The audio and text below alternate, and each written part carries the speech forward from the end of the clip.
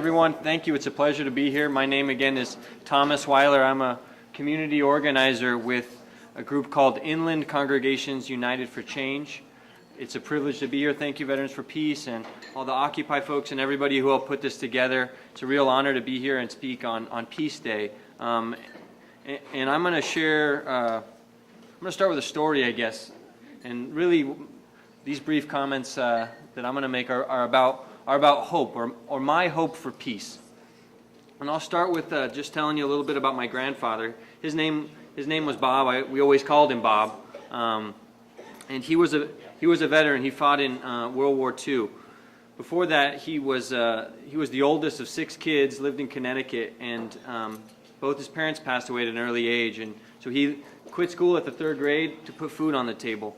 Fought in the war, received a Bronze Star and a Purple Heart, and came back and moved to California, the land of opportunity.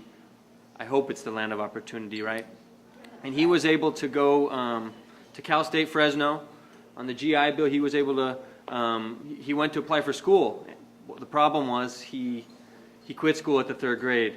So what did he do? He was a very ingenious man, I would call him that.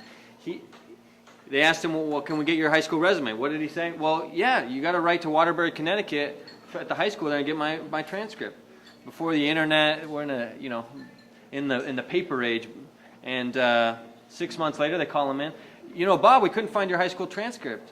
We contacted Waterbury High School. No, it's not Waterbury High School. It's Hartford High School in another part of Connecticut. And he played the game for 4 years and ended up with a college degree. He then went on to get his master's, and he spent his life dedicated to public education in Long Beach, where I was born. He worked at a public school and taught machine shop to people, to the folks that everybody else in the school lost hope with. Folks who were not going to graduate, or if they were going to graduate, they weren't going to move on to another career. So he taught people basic skills and actually helped high-risk youth get jobs in the aircraft industry that was big back in the day in Long Beach. At this point, not really, right? And back when jobs were pretty accessible for folks coming out of high school. That has since changed. But what my grandfather taught me was to find hope where there is no hope. In organizing, one of our principles is we teach, show up looking like hope, and folks will hand you their hopelessness. I think that each of us around the room can strive to live by that on a daily basis. Let's show up looking like hope, and people will hand us their hopelessness. I believe peace is about transforming despair into hope. And I'm going to share some of the things now that I believe give us hope as people, as a state. The organization I have the privilege of working for, ICUC, and our statewide group is called PICO. We strive for, we're trying to make a state, California and an inland empire, where every life matters, where every person matters. And that is how we create peace. Peace isn't the absence of conflict, it's the presence of justice, right? I thought Martin Luther King always said that, but then I Googled it, and there was dispute. I won't attribute it to anybody, but I think it's something we can all agree to. But in our country, we know it's a myth. Our country's on the cusp of another war, a war that actually never ended. And we're also on the cusp in the Coachella Valley, where we live in a society that peace doesn't exist on our streets. There's been 20 homicides in the Coachella Valley just this year. Is peace real? Is hope real in our state? And we know that some of the reasons are connected, right? The more we spend on war, the more we spend on incarcerating people. You know that in the state of California since 1980, we've built 22 prisons, 22 state prisons, not even including jails and other detention centers. How many universities have we built as a state? 0. One, just one. You see, Merced, there's a little hope. So when our young people who are working their tails off and their parents who are supporting them are told there's no room in college for you, you're not college material. Do we hear that, Maria, sometimes? Oh, your kids aren't college material. Where are we sending them, right? For folks in a lot of our communities in the Coachella Valley, young people have a higher probability of ending up incarcerated than of getting a college degree. Boo, thank you. So where's the hope? Well, my grandfather was given a chance, a second chance, or a first chance, right? And in large part it was because of the GI Bill. It was because of the GI Bill. He could buy a house after that too. Well, people of color in our country were systematically excluded from the GI Bill, right? They weren't given the same access to college, and that continues to be the case in our state today. People of color are disproportionately affected by incarceration, and low-income families as well. So what do we have to do about it? Do we stand for hope? Do we stand for justice? I've got some good news.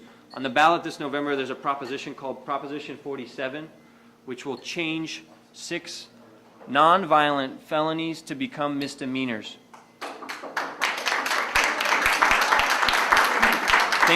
Those felonies include shoplifting, minor drug possession, petty theft. You know what the #1 thing people shoplift is in the state of California? Cheese, no. Pencils, diapers. It's diapers. They are expensive, right? That's another part of the problem. So what Proposition 47 will do is decriminalize nonviolent crimes, and it will do it retroactively, so there's going to be some folks who are in jail and prison now who are going to be able to come back to their families early. There's up to 1 million people in the state of California who will be eligible to have a felony erased from their record. Are there folks in Desert Hot Springs that are going to benefit from that? Are there folks who can't get a job right now because they have a felony on their record? Kids who smoked a joint when they were a teenager, and the rest of their life, you're a convicted felon. Go to fill out any job application. Go to volunteer at any church. You got to sign something, right? And if you're a convicted felon, that takes away that chance. And so, and the last part about the proposition, I don't want to get too into it, but I hope you all look into it. My friends here, Maria and Estelita, are working on a local campaign here alongside 40 other teams across the Inland Empire to get out the vote, to take the vote seriously, and also to encourage disenfranchised communities to vote. So they're going to be working on Saturday about that. Come see us if you want to get involved. Starting this Saturday, right?